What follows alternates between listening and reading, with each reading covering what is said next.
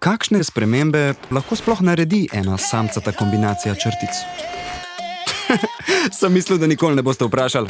Zadeva je zelo preprosta. Koda je kot osebna izkaznica za vsak artikel.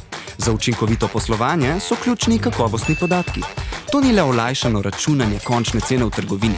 Brez GTIN spletna prodaja, kot je danes, ne bi bila možna. Logistični procesi živijo v harmoniji. Dostava je enostavno potrjena z elektronsko dobavnico. Oskrba pacientov v zdravstvu pa bolj varna in učinkovita. Če do zdaj ne vidite, kaj je vsa ta koda izboljšala, pol ni več upanja za vas. Ne, a res moram vse to povedati? Pa saj jim je do zdaj že jasno, no? Ok.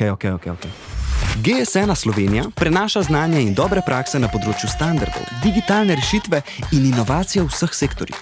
Med prvimi organizacijami GS1 so implementirali 2D-kodo v zdravstvu, izdali nacionalna priporočila za logistiko gotovine in označevanje v energetiki.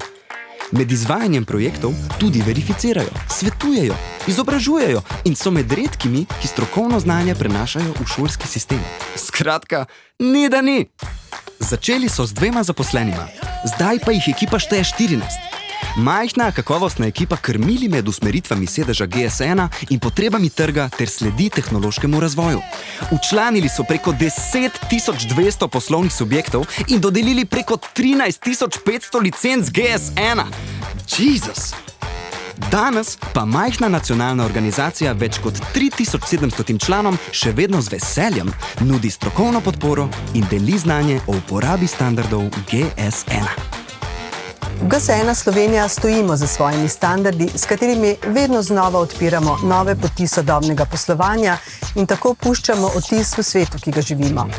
In s tem poslanstvom, s katerim gradimo globalni jezik poslovanja, bomo skupaj s člani nadaljevali tudi v prihodnje.